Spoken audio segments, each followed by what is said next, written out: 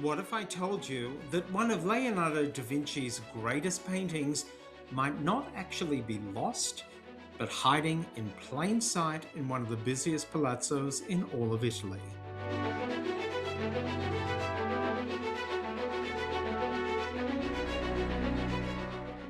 I know, it sounds like something out of a Dan Brown novel, right? But this mystery is very, very real.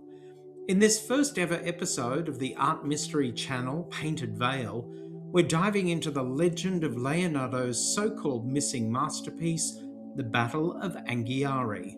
With Da Vinci, Michelangelo, a few Medicis, Florentine politics, science and technology, and a fresco that could just be hiding right under our noses, this isn't dusty art history as you might know it, but a true Renaissance thriller. My name's Julian. Stick with me, because by the end of these first two episodes, you'll see why the hunt for the Battle of Anghiari is still one of the greatest mysteries in art history. Some call it the greatest masterpiece never seen, Leonardo da Vinci's The Battle of Anghiari, destined for the Palazzo Vecchio in Florence and which many believe has been lost forever. But others claim there's strong evidence that it's still there, hidden beneath another Renaissance fresco and just waiting to be revealed.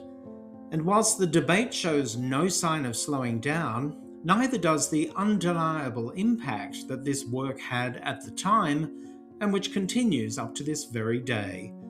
Whilst we only know fragments through contemporary written records and later copies of its subject matter by renowned masters such as Rubens, the legend that is the Battle of Anghiari has only reinforced the extraordinary reputation of Da Vinci and his genius. So buckle up as we unravel the mystery of Leonardo's The Battle of Anghiari, how it brought him head to head with that other Renaissance star Michelangelo, and why this vanished painting still has people guessing more than half a millennium later. It was a war that didn't just redraw borders, it reshaped the balance of power in Renaissance Italy. The Battle of Anghiari cemented Florence as the supreme military force in central Italy, and in doing so, it secured the fortunes of the powerful Medici family under Cosimo de' Medici the Elder. Florence joined with the Papal States and Venice to battle with the Duchy of Milan on the plains of the Tiber River just outside the ancient fortress town of Anghiari, a settlement with roots reaching all the way back to the Etruscans and Romans. The date was June the 29th, 1440.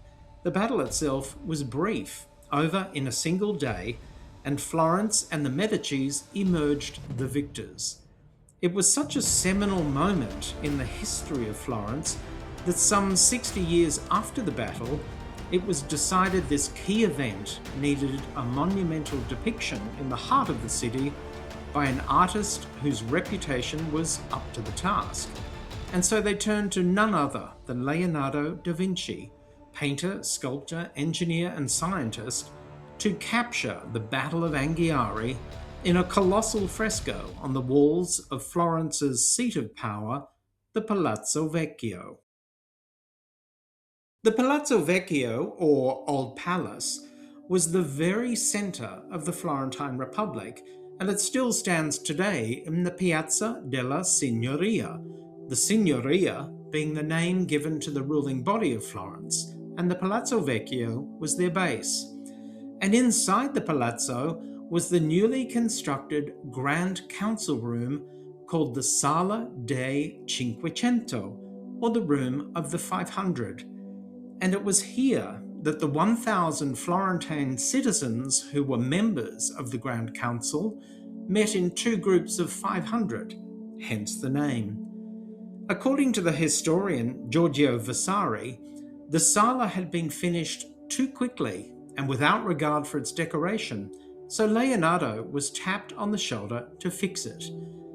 And there could be no more fitting a location for a fresco depicting the Battle of Anghiari, which was one of the two most significant battles in Florentine history.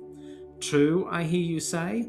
Yes, There's another battle, equally significant to Florence and equally deserving of such commemoration in the Sala dei Cinquecento, and that was the Battle of Cassina, which took place on the 28th of July 1364, where Florence also emerged victorious, this time against their sworn enemy, Pisa.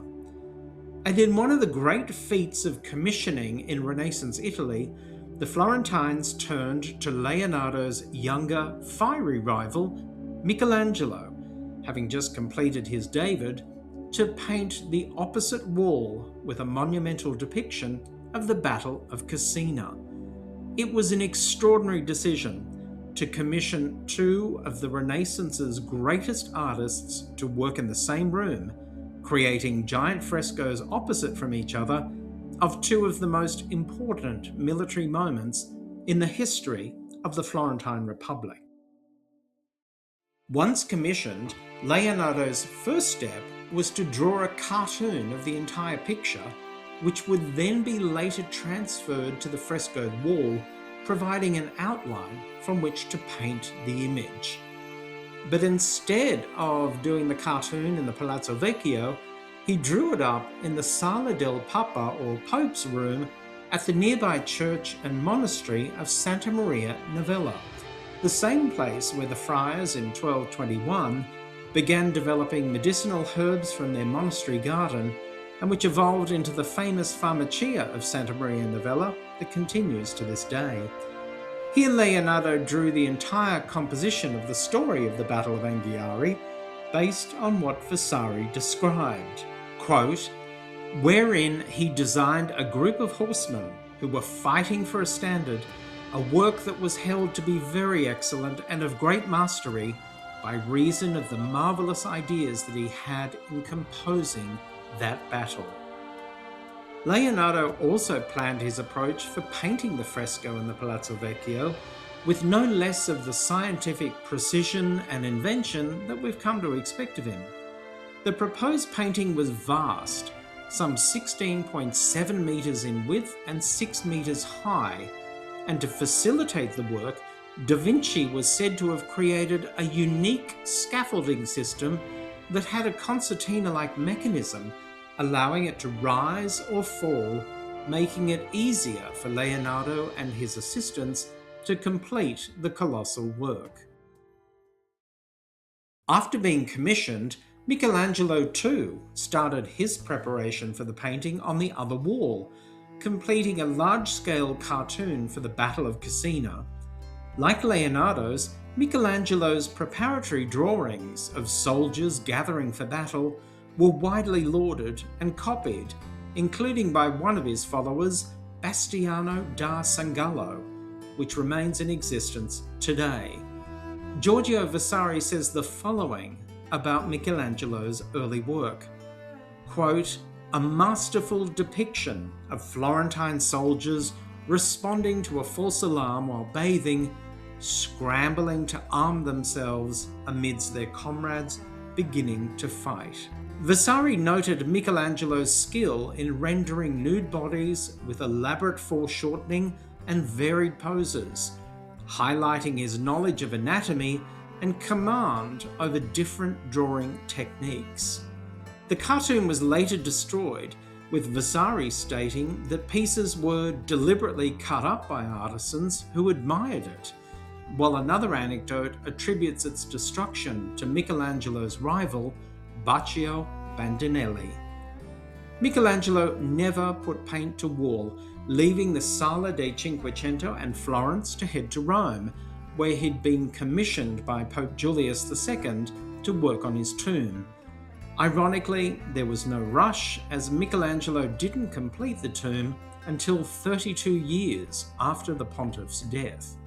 The tomb, which features an incredible statue of Moses, was originally intended to be built at St. Peter's Basilica, but was eventually constructed in another church in Rome, San Pietro in Vincoli. And what of Leonardo, and how far did he get with the Battle of Anghiari? We know he and his assistants worked for 2 years on the project, And we have Vasari's own record of what the composition looked like and his admiration for Da Vinci's skill. Quote, "It is not possible to describe the invention that Leonardo showed in the garments of the soldiers, all varied by him in different ways, and likewise in the helmet, crests, and other ornaments. Not to mention the incredible mastery that he displayed in the forms and lineaments of the horses, which Leonardo, with their fiery spirit, muscles, and shapely beauty, drew better than any other master." We know that Da Vinci stopped work on the Battle of Anghiari in 1505, leaving Florence for Milan. And so, with Leonardo and Michelangelo both abandoning their commissions in the Palazzo Vecchio, what might have been the single greatest artistic face-off in history, giant frescoes by Leonardo and Michelangelo vying for attention in the same room, tantalizingly never came to pass. But the question remains, what did Leonardo leave behind on the walls of the Sala dei Cinquecento? Some decades later, in the mid-1500s, Vasari, who was also an architect, was commissioned to completely remodel the Sala dei Cinquecento and to also paint a fresco celebrating Florence's victories over Pisa and Siena in exactly the same spot that Da Vinci had been working on the Battle of Anghiari. It was widely assumed that in doing this work, Vasari removed all trace of Leonardo's fresco. But here's where things get very Da Vinci Code. In Vasari's new fresco, he paints a green banner with the words "Cerca, trova," seek and you shall find. Coincidence or a coded message? It's a cryptic clue that has led many to believe Vasari deliberately preserved Leonardo's unfinished work by building a false wall over it, painting a fresco in front of it, and leaving a secret treasure hidden underneath. And that is the mystery we'll dive into in next week's episode of Painted Veil. Please like, subscribe, comment, and let me know what you think. See you next time.